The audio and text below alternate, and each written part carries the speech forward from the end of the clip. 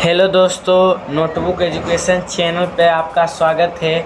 आज हम लोग क्लास 10th का केमिस्ट्री का सेकेंड यूनिट अम्ल, क्षार तथा लवण को पढ़ने जा रहे हैं।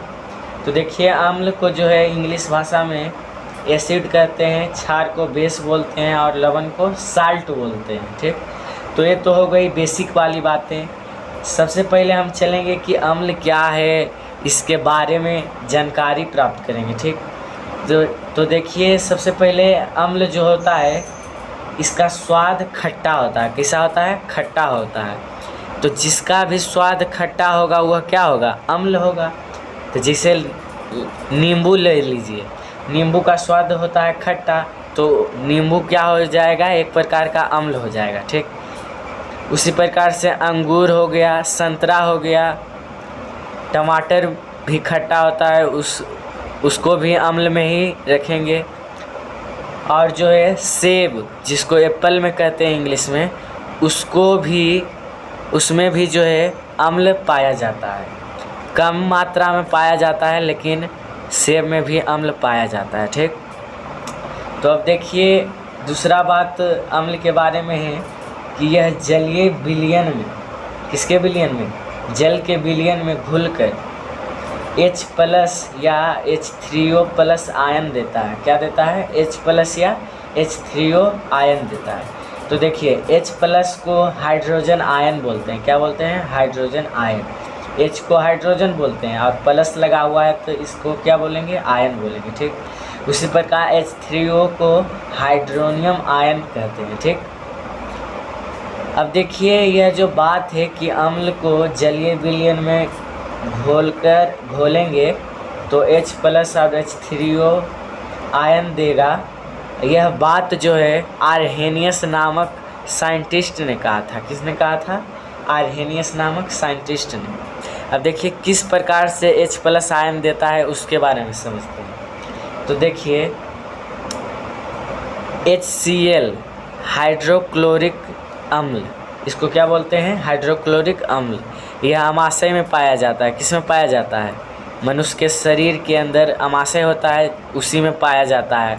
ठीक, यह एक प्रकार का क्या है? अम्ल है। ठीक, तो जब HCl को हम पानी में डालते हैं, किस में डालते हैं? पानी में, तो H+ और Cl- में टूट जाता है, विभक्त हो जाता है। तो देखिए, इस प्रकार H+ आयन दिया कि नहीं दिया? अब कहिएगा H3O+ आयन कब देगा? तो जब इसमें और जब पानी डालेंगे तो H3O आयन देगा, अर्थात हाइड्रोनियम आयन देगा। कौन सा आयन देगा? हाइड्रोनियम आयन देगा। ठीक, अब देखिए दोस्तों, तीसरा बात जो है अम्ल के बारे में, वह है इसमें विद्युत धारा। क्या चीज़? विद्युत धारा, जिसको इंग्लिश में करंट बोलते हैं, जो कि घर में आप जानते ही होंगे, जिसे नहीं कहता करंट, इसमें प्रवाहित होता है। ठीक, विद्युत धारा करंट को ही कहते हैं। ठीक, तो इसमें जो है, इसमें मतलब कि इसमें अम्ल में विद्युत धारा का प्रवाह होता है, मतलब कि करंट इसमें प्रवाह होता है। अर्थात जब अम्ल को जो है विद्युत के संपर्क में लाएंगे, अर्थात करंट के संपर्क में लाएंगे, तो जब आप अम्ल को छुएगा तो उसमें जो है करंट मारेगा। क्या मारेगा? करंट मारेगा। इसका यही मतलब हुआ। ठीक, अब देखिए दोस्तों, अम्ल का जो pH मान होता है, कौन सा मान? pH मान। pH मान का फुल फॉर्म होता है पावर ऑफ हाइड्रोजन। क्या होता है? Power of hydrogen.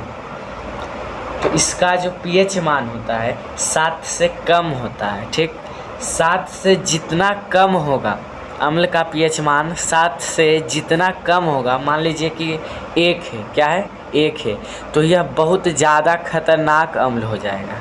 ठीक, और 7 के जितना करीब है, मान लिया जाए 6 है, pH मान किसी अम्ल का 6 है। ठीक, तो यह उतना खतरनाक नहीं रहेगा, कम खतरनाक रहेगा। लेकिन जिसका 1 हो जाएगा pH मान, यह बहुत ज़्यादा, जैसे तेजाब हो गया, सल्फ्यूरिक अम्ल उसी को बोलते हैं, लेकिन गांव में बोलते हैं उसको तेजाब अम्लों का राजा भी सल्फ्यूरिक अम्ल को बोलते हैं। तो वो सब बहुत ज़्यादा खतरनाक है, ठीक। और 7 से उसका pH मान बहुत ज़्यादा कम भी होता है, ठीक। तो इसका pH मान हमेशा जो है 7 से कम ही होता है। किसका? अम्ल का। अब देखिए, अम्ल जो होता है नीला लिटमस पत्र को, लिटमस पत्र का बहुत सारा रंग होता है, काला भी होता है, उजला भी होता है, हरियर भी होता है, लाल भी होता है, लेकिन यहाँ पर कह रहा है नीला लिटमस पत्र को। जब अम्ल में नीला लिटमस पत्र को डालते हैं तो इसका रंग जो है लाल कर देता है। क्या कर देता है? लाल कर देता है। देखिए, इसको हम एक चित्र के माध्यम से समझेंगे। अब जैसे देखिए, यहाँ पर एक बीकर है या फिर कोई बर्तन है, ठीक। इसमें अम्ल है। क्या है? अम्ल है। और लिटमस पत्र कुछ इस प्रकार का होता है, ठीक है। तो जब लिटमस पत्र को अम्ल में डालते हैं तो जितना भाग देखिए डाला हुआ है वह लाल हो गया। क्या हो गया है? लाल हो गया, ठीक। और बाकी का जो भाग है नीला ही है। तो इससे हमको यह पता चलता है कि नीला लिटमस पत्र को डालने से लाल कर देता है कौन? अम्ल, ठीक। अब देखिए, नीला लिटमस पत्र हो गया। हरा लिटमस पत्र रहेगा तो, और काला लिटमस पत्र रहेगा तो उसमें कोई भी परिवर्तन नहीं करता है, सिर्फ नीला को ही यह लाल कर देता है। अब कहिएगा आप लोग कि जब लाल रहेगा तो लाल को लाल ही रहने देता है, ठीक न। तो इतना बात समझ गए। अब देखिए, नीला से क्या हो गया? लाल हो गया।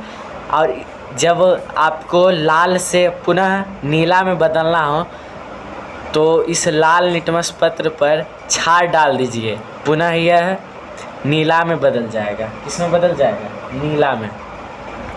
अब देखिए दोस्तों, हम अम्ल का प्रकार जानेंगे। क्या जानेंगे? अम्ल का प्रकार। तो अम्ल जो होता है 2 प्रकार का होता है। एक प्राकृतिक अम्ल होता है जो कि प्रकृति से प्राप्त होता है, अर्थात कि स्वयं उत्पन्न होता है, या फिर बोल सकते हैं पेड़ पौधा से। पेड़ पौधा क्या है? स्वयं उत्पन्न होता है। और कृत्रिम अम्ल, कृत्रिम अम्ल जो है खनिजों से प्राप्त होता है, और खनिजों से तो प्राप्त होता ही है और उसमें जो है मनुष्य का भी योगदान होता है, इसीलिए इसे कृत्रिम अम्ल कहा जाता है। उसके द्वारा वह जो है अम्ल पूरी तरीके से बन पाता है, ठीक। तो देखिए, प्राकृतिक अम्ल के अंतर्गत कौन कौन से अम्ल आते हैं इसके बारे में चलते हैं। तो सबसे पहला अम्ल है हमारा सिट्रिक अम्ल। कौन सा है? सिट्रिक अम्ल। यह कैसा अम्ल है? प्राकृतिक अम्ल है, ठीक। तो सिट्रिक अम्ल जो होता है यह संतरा और नींबू में पाया जाता है। कहेगा संतरा में कौन सा अम्ल पाया जाता है? तो सिट्रिक अम्ल। नींबू में भी सिट्रिक अम्ल। अब देखिए, दूसरा अम्ल है एसिटिक अम्ल। ये भी प्राकृतिक अम्ल ही है। एसिटिक अम्ल में किस में पाया जाता है? तो सिरका में पाया जाता है एसिटिक अम्ल। टार्टरिक अम्ल। कौन सा अम्ल है? टार्टरिक अम्ल। ये भी प्राकृतिक अम्ल है। यह जो टार्टरिक अम्ल है यह इमली, अंगूर, कच्चा आम, जिसको जो है ग्रामीण क्षेत्र में अमौड़ी भी बोलता है, कच्चा आम को, ये सब कैसा अम्ल है? तो टार्टरिक अम्ल है, ठीक। अब देखिए, ऑक्सीजेलिक अम्ल। ऑक्सीजेलिक अम्ल भी प्राकृतिक अम्ल है। और ऑक्सीजेलिक अम्ल जो है टमाटर में पाया जाता है। किस में पाया जाता है? टमाटर।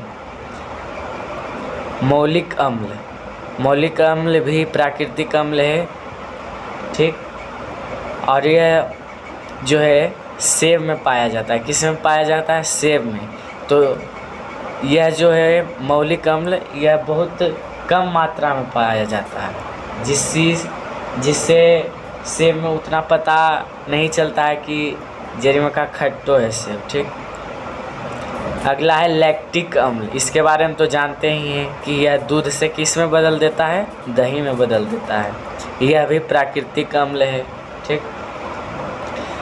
और हमारा जो लास्ट अम्ल है वो है फॉर्मिक अम्ल। इसी को मेथेनोइक अम्ल भी कहते हैं। यह चींटी के डंक में पाया जाता है।